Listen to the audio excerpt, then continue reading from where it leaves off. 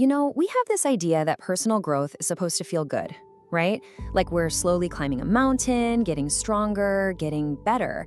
But what if real transformation isn't about climbing up at all? What if it's about breaking open? What if those moments that feel like you're falling apart, the ones that feel like a total loss, are actually where the real work begins? Today, we're going down that hard path, and we're going to explore why falling apart might just be another way of saying you're finally coming together. And to get us started, let's ground ourselves in this really powerful idea from Carl Jung. He's essentially saying that real growth isn't about affirmations or just thinking positively. It's not about imagining some perfect, light-filled version of yourself. Nope. It's about having the courage to turn around and look at the stuff we'd rather avoid. It's about making the darkness conscious. And that, right there, is the territory we're going to map out. So here's how we're going to break this down. First, we'll talk about the path we think we're supposed to be on. Then we'll dive into that messy, confusing part when things fall apart. After that, we'll explore what it really means to have the courage to stay, how love isn't just a feeling, but a discipline, and finally, we'll look at the incredible gift of breaking. All right, so part 1, the path we expect. Almost every single one of us starts this journey with a quiet misunderstanding. And it comes from a really good place, from the best of intentions, but it sets us up for a whole lot of confusion down the line. Look, we start this work because we genuinely want to feel more whole, more at peace. We have these moments of clarity, these little glimpses of peace, and we think, okay, I'm on the right track, I'm fixing myself, I'm polishing the rough edges, and that's not totally wrong, but the direction we think we're heading in, that's where we get it twisted. And this, right here, lays it all out. On the left, that's the brochure, right? We sign up for more stability, more peace, a better me. But the reality of this work, it's often the exact opposite.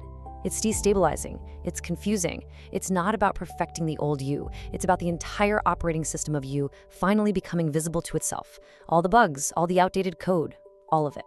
Which, of course, brings us right to section 2, when things fall apart. This is that gut-wrenching phase where it feels like the floor is dropping out from under you. The very ideas and beliefs that held you together, they start to unravel. This feeling is nothing new. The ancient alchemists actually had a name for it, nigredo. They called it the blackening. It's this essential stage of decomposition where the old form has to literally break down and dissolve before anything new can be created. It's not about making something better, it's about a complete undoing. So this is probably the most important thing I'm going to say today. If you feel like you are coming apart at the seams, it is not a sign that you have failed or that the process isn't working. It is not a malfunction. In fact, it's the clearest sign that the process is doing exactly what it's supposed to do. Yeah, instead of being a bug, this breakdown is actually a feature. It's the moment the system, your whole inner world of beliefs, defenses, and coping mechanisms is finally being seen in high definition for the very first time. You're getting a backstage tour of your own psyche. And yeah, you're seeing all the cracks in the foundation. Okay, so if it's not a mistake and it feels awful, what are we supposed to do? How do we get through it? Well, that brings us to part 3, the courage to stay. And this part requires us to throw out our old ideas about what it even means to be strong.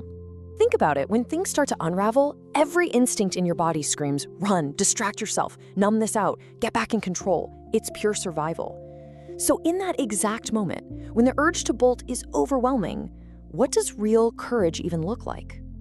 And here's the answer. It's this. Real courage isn't about being tough or powering through. It's the quiet, profound refusal to abandon yourself. It's deciding, just for this moment, I'm not going to run away from myself.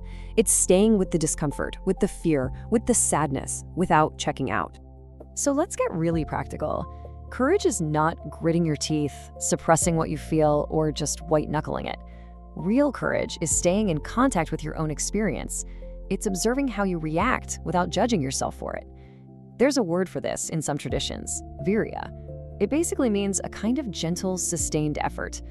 The simple, powerful effort to just stay.